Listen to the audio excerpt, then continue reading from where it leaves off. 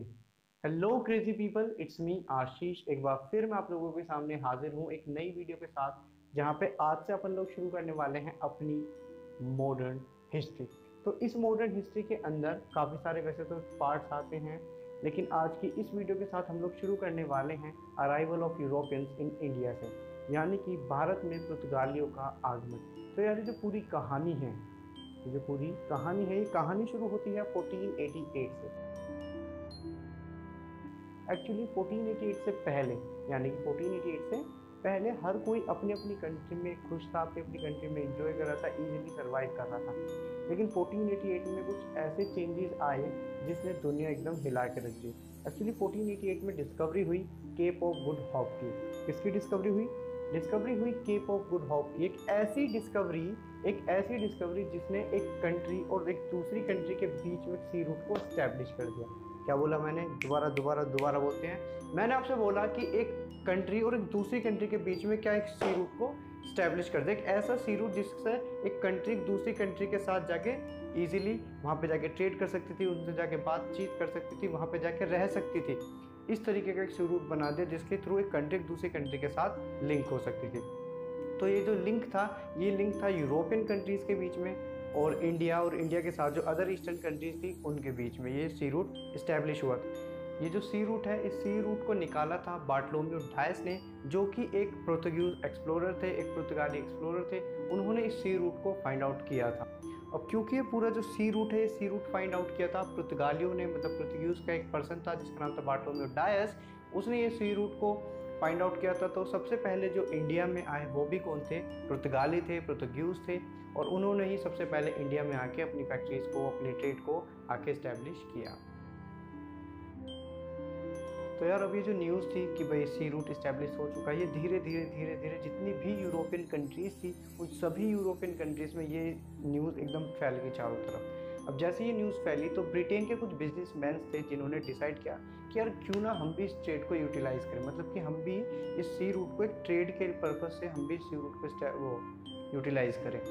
तो यूटिलाइज़ करने के लिए उन्होंने क्या करा, एक प्रॉपर एक कंपनी बनाई जिसका नाम रखा उन्होंने governor and company of merchant of London trading with east Indies. I know बहुत बड़ा नाम है, लेकिन फिर भी एक बार और थोड़ा सा रिपीट कर देता हूँ। Governor and company of merchant of London trading with east Indies, यानी कि एक ऐसी कंपनी उन्होंने बनाई। वैसे ये इतना बड़ा नाम आपको याद करने की जरूरत नहीं है, क्योंकि इसी को हम बाद में लेटर ऑन हम लोग इसको ब्रिटिश ईस्ट इंडिया कंपनी के नाम से भी जानेंगे। तो उन्होंने कंपनी बनाई।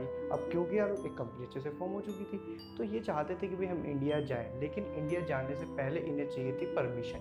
ये परमिशन बिल्कुल ऐसे ही है जैसे हम लोग कभी अपने घर से बाहर जाते हैं तो हम लोग अपने पेरेंट्स से पूछते हैं ना कि पापा क्या मैं वहाँ जा सकता हूँ, या फिर बोलते हैं कि मम्मी मैं वहाँ जा सकता हूँ। इस तरीके से हम लोग परमिशन लेते हैं, तभी हमारे पेरेंट्स जो परमिशन दे देते हैं कि ठीक है भाई ये बात है तो ठीक है आप लोग जा सकते हो। इसी तरीके से ये भी अपनी कंट्री की मम्मी यानी कि क्वीन एलिजाबेथ के पास पहुँचे। क्वीन एलिजाबेथ के पास पहुंचने के बाद उन्होंने उन्हें कन्विंस करने की ट्राई की। उन्होंने उन्हें बताया कि हम कैसे एक जल मार्ग को, एक समुद्री मार्ग को या फिर एक सी रूट को यूज़ करते हुए कैसे हम अपने ट्रेड के प्रॉफिट को डबल कर सकते हैं। उन्होंने काफ़ी कन्विंस करने की कोशिश की कि हाँ देखो हम ऐसे करेंगे, हम वैसे करेंगे, ये सारी हमारी चीज़ें होने वाली हैं। इस तरीके से उन्हें काफ़ी तरीके से कन्विंस करने की कोशिश की। फाइनली क्वीन एलिजाबेथ जो थी वो कन्विंस्ड हो गई। उन्होंने बोला ठीक है, अगर आप लोग इतना अच्छे कन्विंस करते हो तो ठीक है, मैं परमिशन दे देती हूँ, आप लोग जा सकते हो। उन्होंने परमिशन देने के साथ साथ एक छोटा सा चार्टर भी पास किया। चार्टर मतलब होता है यार राजपत्र। क्या होता है? राजपत्र। हाँ वही वाला जो हम पुरानी मूवीज़ में देखते थे ना, वो एक ऐसे लेटर सा इस तरीके से वो लेटर सा खोलते थे, उस लेटर में बहुत सारी चीज़ें लिखी हुई थी। उसी तरीके का उन्होंने लेटर पास किया। उस लेटर में उन्होंने लिखा हुआ था कि ब्रिटिश ईस्ट इंडिया कंपनी, यानी कि जिस कंपनी का पूरा नाम है governor and company of merchant of London trading with east Indies, इस कंपनी को मोनोपोली दे दी जाती है। मोनोपोली मतलब होती है राइट दे दिया जाता है कि ये कंपनी ट्रेड कर सकती है केप ऑफ गुड होप के ईस्ट में और स्टेट ऑफ मैंगलिन के वेस्ट में। ठीक है, इन पोर्शन में जाके ये कंट्री इजीली ट्रेड कर सकती है। इस तरीके की चीज़ें किसने लिखी? क्वीन एलिजाबेथ ने लिखी। अब क्योंकि यार जो ब्रिटिश ईस्ट इंडिया कंपनी है, ये है तो एक कंपनी, तो इसके अंदर काफ़ी सारे एम्प्लॉयज़ भी होंगे, काफ़ी सारे को वर्कर्स भी होंगे, काफ़ी सारे लोग भी होंगे। तो एक बार चलो उन्हें भी देख लेते हैं। इसमें जो सबसे नीचे वाले पद पे आते हैं वो आते हैं क्लर्क, जिन क्लर्क को रिपोर्ट करना होता है ऑफिसर्स को। फिर वो जो ऑफिसर्स हैं वो ऑफिसर्स रिपोर्ट करते हैं गवर्नर को, और फिर वो जो गवर्नर है वो गवर्नर रिपोर्ट करता है कोर्ट ऑफ डायरेक्टर को। किसको रिपोर्ट करता है? कोर्ट ऑफ डायरेक्टर को। ये जो कोर्ट ऑफ डायरेक्टर है इसके अंदर टोटल नंबर ऑफ मेंबर्स होते हैं हमारे 24। कितने नंबर ऑफ मेंबर्स होते हैं? 24। ये जो 24 मेंबर्स हैं, ये 24 मेंबर्स बाद में वर्क करते हैं कोर्ट ऑफ प्रोप्राइटर्स के नीचे। जो कोर्ट ऑफ प्रोप्राइटर्स है वो ही अपॉइंट कर सकता है कोर्ट ऑफ डायरेक्टर्स को, यानी कि 24 मेंबर्स जो हैं वो वर्क करते हैं कोर्ट ऑफ प्रोप्राइटर्स के नीचे। तो यार फाइनली जो कंपनी थी वो फॉर्म हो चुकी थी, कंपनी को मिल चुके थे राइट्स, कंपनी को मिल चुकी थी मोनोपोली। तो 1600 में कंपनी ने वहाँ से चलना शुरू कर दिया। अगर 1600 में चली हुई जो कंपनी थी वो इंडिया में पहुँची 1608 में। अब आप लोग पूछ सकते हो कि भैया ऐसा क्यों, क्या रास्ता मतलब सी रूट जो था वो ज़्यादा बड़ा था? नहीं, एक्चुअली इसका ये रीज़न नहीं है। जो मेजर रीज़न है वो मेजर रीज़न ये था कि जो कंपनीज ऑलरेडी इंडिया में आ चुकी थी, specially Portuguese east India company, जो पुर्तगाली इंडिया में आ चुके थे, वो नहीं चाहते थे कि कोई और अदर कंट्री उन्हें आगे यहाँ पे कंपटीशन दे। तो उस कंपटीशन के डर से वो क्या करते थे, वो सी रूट पे समुद्र में ही उनके साथ फाइट्स कर लिए करते थे और उन्हें वहाँ पे हरा दिया करते थे। लेकिन कैसे भी करके ब्रिटिश ईस्ट इंडिया कंपनी बच बचा के जैसे तैसे भी वो इंडिया में आ गई। अब ब्रिटिश ईस्ट इंडिया कंपनी जो थी वो इंडिया में आ चुकी थी, लेकिन जो मेजर चैलेंज था वो क्या था? कंपनी को यहाँ पे इस्टेब्लिश करना। दिक्कत एक्चुअली ये आई कि इंडिया में जो रूल्स कर रहे थे, इंडिया में जो शासन था उस टाइम पे था मुगल्स का, और इंडिया में जिस जगह ब्रिटिश ईस्ट इंडिया कंपनी पहुंची थी सूरत में, वहाँ पे था जहांगीर का राज। अब जैसे ही वो जहांगीर के पास गए, उन्होंने जाकर अपना प्रपोजल रखा, उन्होंने उनसे बताया कि सर हम लोग यहाँ पे चाहते हैं कि हम आपकी यहाँ पे अपनी ट्रेड बिजनेस जो है उसको यहाँ पर हम इस्टेब्लिश करें और हम आपसे परमिशन चाहते हैं। तो जहांगीर ने प्राउड इंडियन के साथ तुरंत कहा, थू नहीं दूंगा मैं परमिशन, जाओ जहाँ जाना है जाओ, कर लो जो करना है, नहीं मिलेगी परमिशन। उसने सीधा सीधा मना कर दिया परमिशन देने के लिए। अब यार आप ही बताओ, जिस कंपनी को इंडिया में पहुंचने के लिए सिर्फ 8 साल लग गए, 8 साल एक छोटा टाइम पीरियड नहीं होता, बहुत ज़्यादा बड़ा टाइम पीरियड होता है। इतने में तो बंदा ग्रेजुएशन पोस्ट ग्रेजुएशन भी कर लेगा, इतना बड़ा टाइम पीरियड है। इतना ज़्यादा टाइम लेने के बाद कोई कंपनी कैसे ही मान जाएगी? नहीं। उस कंपनी ने क्या करा, उस कंपनी ने फिर जहांगीर को मनाना शुरू कर दिया। उस कंपनी ने जहांगीर को बहुत सारे लालच देने शुरू करे। अब देखेंगे कैसे कैसे उसने उसे लालच वो दी। तो भी यार जो ब्रिटिश ईस्ट इंडिया कंपनी थी इसे परमिशन नहीं मिली थी। अब परमिशन नहीं मिलने के उससे जो ब्रिटिशर्स थे वो काफ़ी ज़्यादा बौखला गए थे, वो एकदम परेशान हो गए थे कि यार अब क्या किया जाए। सो उन्होंने क्या किया, उन्होंने एक लेटर लिखा अपने यहाँ पे अपनी कंट्री के लिए, ब्रिटेन के लिए। उन्होंने एक लेटर लिखा जिसमें उन्होंने लिखा कि सर जो हमारे यहाँ पे है जहांगीर जी, जहांगीर जी जो है वो परमिशन नहीं दे रहे हैं, तो अब बताओ क्या किया जाए।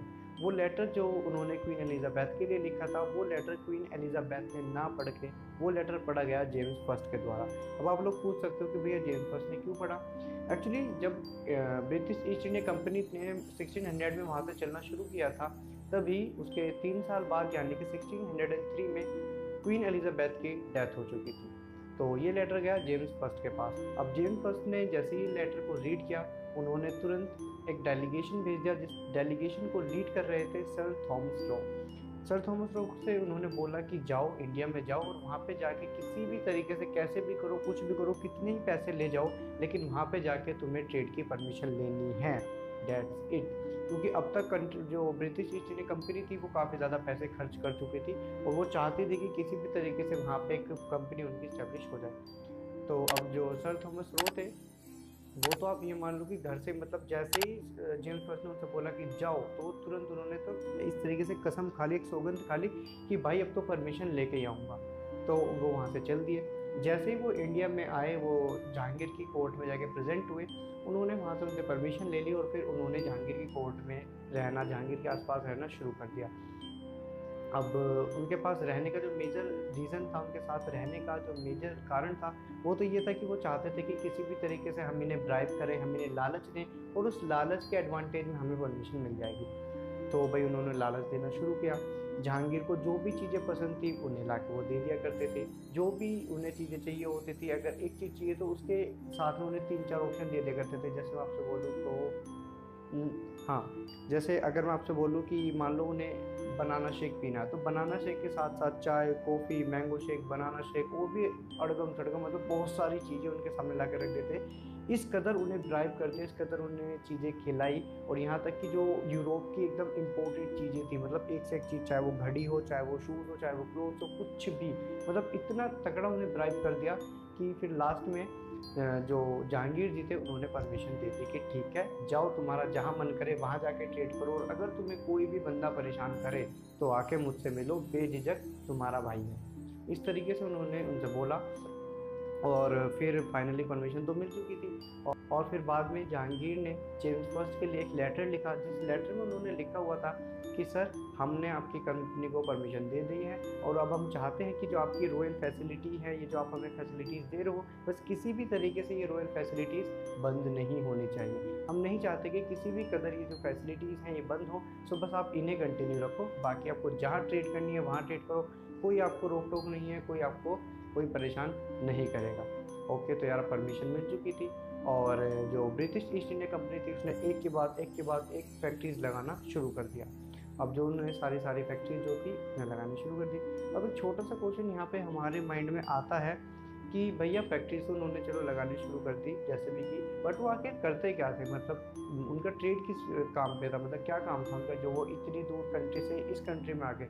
एक्चुअली वो जो काम करते थे वो काम था ट्रेड का, ठीक है। ट्रेड के अंदर वो काम करते थे इंपोर्ट और एक्सपोर्ट का, यानी कि वो क्या करते थे, अपने यहाँ से लेकर आते थे कॉफ़ी और पर्शियन हॉर्सेस। कॉफ़ी और पर्शियन हॉर्सेस को लेके वो आते थे इंडिया में, और इंडिया में आने के बाद यहाँ से लेकर जाते थे कॉटन, सिल्क के क्लॉथ और सॉल्ट पीटर। अब बात आती है, चलो कॉटन और सिल्क के क्लॉथ तो आप लोग समझ गए होंगे, बात आती है सॉल्ट पीटर क्या होता है। एक्चुअली सॉल्ट पीटर जो है वो गन पाउडर बनाने के लिए, आई रिपीट, सोल्ट पीटर जो है वो गन पाउडर बनाने के लिए एक बहुत ही एसेंशियल कंपोनेंट है, और इंडिया जो था वो उस चीज़ का एक बहुत ही रिलायबल सोर्स, मतलब इतनी ज़्यादा अमाउंट में इंडिया के पास था कि वो इजीली यहाँ से एक्सपोर्ट इंपोर्ट कर सकते थे वो लोग। तो उन्होंने क्या करा, वो सोल्ट पीटर और बाकी जो चीज़ें थी वो अपनी कंट्रीज़ में भिजवा दिया करते थे, और वहाँ से कॉफ़ी और पर्शियन हॉर्सेस को लेके इंडिया में आ जाया करते थे। तो अब धीरे धीरे ये इम्पोर्ट एक्सपोर्ट का जो बिजनेस था इसको वो कर रहे थे, चला रहे थे। और फिर फाइनली ईयर आई 1642 तक उन्होंने इंडिया में इतनी सारी फैक्ट्रीज लगा दी, अप्रोक्सीमेटली 23 से 24 फैक्ट्रीज उन्होंने लगा दी थी। और उसके बाद जो 3 फैक्ट्रीज थी वो 3 फैक्ट्रीज उन्होंने एक बहुत ही मेजर स्केल में लगाई, यानी कि जो 23 फैक्ट्रीज उनकी टोटल थी, उन 23 फैक्ट्रीज में 20 फैक्ट्रीज तो ऐसे ही थी, मतलब छोटे मोटे गोदाम थे जहाँ पे वो अपने जो वो होते हैं ना, वॉचमैन होते हैं, उनको रख दिया करते थे। थोड़ा बहुत जो सामान होता था, जो इम्पोर्ट करना है, जो एक्सपोर्ट करना है, उसको वहाँ पे रख लिया करते थे। छोटा बहुत एक गोडाउन जैसे वो होता है ना, गोडाउन के ऊपर छोटे मोटे छत वत बना दी, इस तरीके से करके रखते थे। लेकिन 3 मेजर ऐसी फैक्ट्रीज थी जो उन्होंने, जो मतलब आप फैक्ट्रीज बोल ही नहीं सकते, वो कुछ ऐसे लगते थे जैसे बड़े बड़े किले। शायद आप लोगों ने अगर लाल किला देखा हो तो लाल किला जितनी बड़ी बड़ी वो फैक्ट्रीज थी जहाँ पे वो अपना मेन वर्क जो था वो अपनी कंपनी का मेन वर्क वहाँ पे करते थे। तो यार ये जो हमारी 3 फैक्ट्रीज़ हैं, इन 3 फैक्ट्रीज़ में जो सबसे मेन फैक्ट्रीज थी वो थी बॉम्बे में बॉम्बे कैसल, फिर थी हमारी सेंट जॉर्ज जो कि बंगाल में थी, और तीसरी थी हमारी थर्ड वन थी हमारी फोर्ट सेंट जॉर्ज जो कि हमारी कहाँ पे थी, मद्रास में थी। तो इस तरीके से इन्होंने जो अपनी 3 मेजर फैक्ट्रीज थी उनको वो इंडिया में इस्टेब्लिश कर चुके थे। तो अब यार फैक्ट्रीज वगैरह जो थी वो सब चीज़ें शुरू हो गई थी। इस वीडियो में फाइनली इतने ही रखते हैं, लेकिन अभी के लिए आप लोगों ने जैसे फर्स्ट वीडियो में देखा तो आप लोगों ने देखा कि ये जो ब्रिटिश ईस्ट इंडिया कंपनी थी ये अभी तक क्या थी, सिर्फ और सिर्फ एक ट्रेड कंपनी थी, यानी कि काम करती थी इंपोर्ट का, एक्सपोर्ट का, एक छोटी मोटी कंपनी की तरह ये सारे कामों को करती थी। लेकिन लेटर ऑन आपसे थोड़ी, मतलब जो हमारी नेक्स्ट वीडियो होगी उसमें आप लोग देखोगे कि ये जो ब्रिटिश ईस्ट इंडिया कंपनी है ये सिर्फ एक कंपनी नहीं रह जाएगी। ये क्या करेगी, ये जो पॉलिटिकल पार्टीज होती है जैसे पॉलिटिक्स में भी अपना इन्वॉल्वमेंट जारी रखेगी, और एक फैक्ट्री से, एक कंपनी से एक सीधा किस में आ जाएगी, पॉलिटिकल पावर में कन्वर्ट हो जाएगी। ये 2 मेजर बैटल हैं जिन्होंने इसको ब्रिटिश ईस्ट इंडिया कंपनी को एक नॉर्मल ट्रेड कंपनी से पॉलिटिकल पार्टी में कन्वर्ट कर दिया था। वो थे बैटल ऑफ बक्सर और बैटल ऑफ प्लासी। सो अपनी नेक्स्ट वीडियो में हम लोग देखेंगे कि कैसे एक British east India company trading company से पॉलिटिक्स में इन्वॉल्व हुई।